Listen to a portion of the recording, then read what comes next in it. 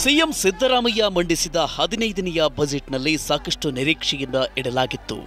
ಸುಮಾರು 3.5 ಗಂಟೆಗೂ ಅಧಿಕ ಕಾಲ ಮಂಡಿಸಿದ ಬಜೆಟ್ನಲ್ಲಿ ಹಲವಾರು ಹೊಸ ಯೋಜನೆಗಳನ್ನು ಮಂಡಿಸಲಾಗಿದೆ. ಹಾಗಾದರೆ ಯಾವೆಲ್ಲ ಹೊಸ ಯೋಜನೆಗಳನ್ನು ಘೋಷಣೆ ಮಾಡಲಾಗಿದೆ, ಇದರಿಂದ ಯಾರಿಗೆ ಹೆಚ್ಚಿನ ಲಾಭವಾಗಲಿದೆ ಎಂಬುದನ್ನು ನೋಡೋಣ ಬನ್ನಿ.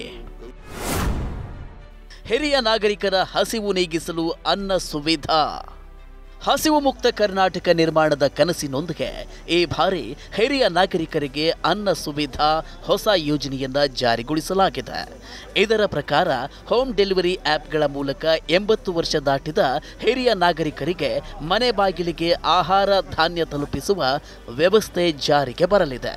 ಇದರಿಂದ ಸಾವಿರಾರು ಹಿರಿಯ ನಾಗರಿಕರಿಗೆ ಅನುಕೂಲವಾಗಲಿದೆ. ಅಂಗನವಾಡಿ ಕಾರ್ಯಕರ್ತೆಯರಿಗೆ ಸ್ಮಾರ್ಟ್ ಫೋನ್. ಈ ಬಾರಿ ಬಜೆಟ್ನಲ್ಲಿ ಸಿಎಂ ಸಿದ್ದರಾಮಯ್ಯ ಅಂಗನವಾಡಿ ಕಾರ್ಯಕರ್ತೆಯರ ಕೆಲಸವನ್ನು ಸುಗಮಗೊಳಿಸುವುದಕ್ಕೆ ಕೆಲವೊಂದು ಕ್ರಮಗಳನ್ನು ಕೈಗೊಂಡಿದ್ದಾರೆ. ಇದರ ಪ್ರಕಾರ ಅಂಗನವಾಡಿ ಕಾರ್ಯಕರ್ತೆಯರಿಗೆ ಅಂಗನವಾಡಿ ಮೂಲಕ ಕೈಗೊಳ್ಳುವ ಚಟುವಟಿಕೆಗಳನ್ನು ಸುಗಮಗೊಳಿಸುವುದಕ್ಕೆ 90 ಕೋಟಿ ರೂಪಾಯಿ ವೆಚ್ಚದಲ್ಲಿ 75,938 ಸ್ಮಾರ್ಟ್ ಫೋನ್ಗಳನ್ನು ಅಂಗನವಾಡಿ ಕಾರ್ಯಕರ್ತೆಯರಿಗೆ ಮತ್ತು ಮೇಲ್ವಿಚಾರಕಿಯರಿಗೆ ಒದಗಿಸಲಾಗುವುದು ಎಂದು ಘೋಷಣೆ ಮಾಡಿದ್ದಾರೆ. ಇದರ ಜೊತೆಗೆ ಅಂಗನವಾಡಿ ಕಾರ್ಯಕರ್ತೆಯರಿಗೆ ಮತ್ತು ಸಹಾಯಕಿಯರಿಗೆ ಗ್ರ್ಯಾಚ್ಯುಟಿ ಸವಲತ್ತುಗಳನ್ನು ಕೂಡ ನೀಡುವುದಕ್ಕೆ ಬಜೆಟ್ನಲ್ಲಿ ಅನುಮೋದನೆ ನೀಡಲಾಗಿದೆ. ಮಧ್ಯರಾತ್ರಿ 1 ಗಂಟೆಯವರೆಗೆ ವ್ಯಾಪಾರ ವಹಿವಾಟಿಗೆ ಅಸ್ತು. ಸಿದ್ದರಾಮಯ್ಯ ಮಂಡಿಸಿದ ಆಯವ್ಯಯದಲ್ಲಿ ಹೋಟೆಲ್ ವ್ಯಾಪಾರಿಗಳಿಗೆ ಭರ್ಜರಿ ಕೊಡುಗೆ ನೀಡಿದ್ದಾರೆ. ಬೆಂಗಳೂರು ನಗರ ಸೇರಿದಂತೆ 10 ಮಹಾನಗರಗಳಲ್ಲಿ ವ್ಯಾಪಾರ ನಡೆಸುತ್ತಿರುವ ಹೋಟೆಲ್ ವ್ಯಾಪಾರಿಗಳಿಗೆ ಈ ಬಾರಿಯ ಬಜೆಟ್ನಲ್ಲಿ ಸಿಎಂ ಗುಡ್ ನ್ಯೂಸ್ ಕೊಟ್ಟಿದ್ದಾರೆ. ಅಂದರೆ ಇನ್ನು ಮುಂದೆ ಹೋಟೆಲ್ ಮಾಲೀಕರು ರಾತ್ರಿ 1 ಗಂಟೆಯವರೆಗೆ ವ್ಯಾಪಾರ ನಡೆಸುವುದಕ್ಕೆ ಅನುಮತಿಯನ್ನ ನೀಡಲಾಗಿದೆ. ಇದರಿಂದ ಹೋಟೆಲ್ ನಡೆಸುವ ವ್ಯಾಪಾರಿಗಳಿಗೆ ಹೆಚ್ಚಿನ ಅನುಕೂಲವಾಗಲಿದೆ. ಗ್ರಾಮೀಣ ಪತ್ರಕರ್ತರಿಗೆ ಬಸ್ ಪಾಸ್. ಈ ಬಾರಿ ಬಜೆಟ್ನಲ್ಲಿ ಸಿಎಂ ಸಿದ್ದರಾಮಯ್ಯ ಗ್ರಾಮೀಣ ಭಾಗದ ಪತ್ರಕರ್ತರಿಗೆ ಗುಡ್ ನ್ಯೂಸ್ ಕೊಟ್ಟಿದ್ದಾರೆ. ಗ್ರಾಮೀಣ ಭಾಗದಲ್ಲಿರುವ ಪತ್ರಕರ್ತರಿಗೆ ಉಚಿತ ಬಸ್ ಪಾಸ್ ಸೌಲಭ್ಯವನ್ನು ಘೋಷಣೆ ಮಾಡಿದ್ದಾರೆ. ಇದರಿಂದ ವರದಿಗಾರಿಕೆಗೆ ಬಸ್ನಲ್ಲಿ ಹೋಗುವ ಪತ್ರಕರ್ತರಿಗೆ ಇದು ಸಹಕಾರಿಯಾಗಲಿದೆ. ನಿರಾಶ್ರಿತರ ಪರಿಹಾರ ಕೇಂದ್ರ ಸ್ಥಾಪನೆಗೆ 10 ಕೋಟಿ ಮೀಸಲು.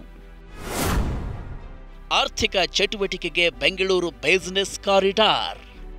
ಬೆಂಗಳೂರು ನಗರ ವೇಗವಾಗಿ ಬೆಳೆಯುತ್ತಿರುವುದರಿಂದ ರಾಜಧಾನಿಯಲ್ಲಿ 500 ಸಂಖ್ಯೆಯ ಒಂದು ನಿರಾಶ್ರಿತರ ಪರಿಹಾರ ಕೇಂದ್ರವನ್ನು ಸ್ಥಾಪನೆ ಮಾಡುವುದಕ್ಕೆ 10 ಕೋಟಿ ರೂಪಾಯಿ ವೆಚ್ಚದಲ್ಲಿ ಅನುಮೋದನೆ ನೀಡಲಾಗಿದೆ.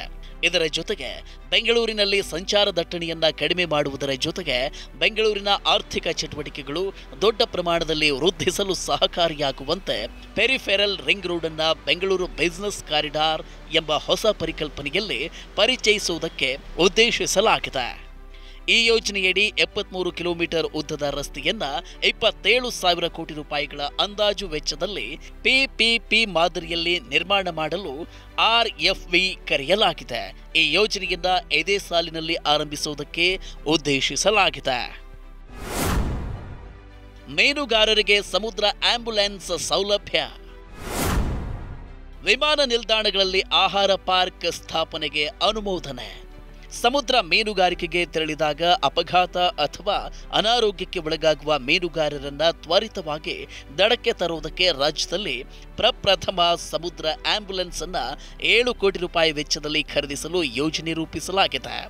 ಇನ್ನು ಕೃಷಿ ಮತ್ತು ತೋಟಗಾರಿಕೆ ಉತ್ಪನ್ನಗಳ ಸಂಸ್ಕರಣೆ, ಮೌಲ್ಯವರ್ಧನೆ ಮತ್ತು ರಫ್ತಿಗೆ ಉತ್ತೇಜನ ನೀಡುವುದಕ್ಕೆ ರಾಜ್ಯದಲ್ಲಿರುವ ವಿಮಾನ ನಿಲ್ದಾಣಗಳ ಹತ್ತಿರದಲ್ಲಿ ಸಾರ್ವಜನಿಕ ಖಾಸಗಿ ಸಹಭಾಗಿತ್ವದಲ್ಲಿ ಆಹಾರ ಪಾರ್ಕ್ ನಿರ್ಮಿಸುವುದಕ್ಕೆ ಅನುಮೋದನೆ ನೀಡಲಾಗಿದೆ.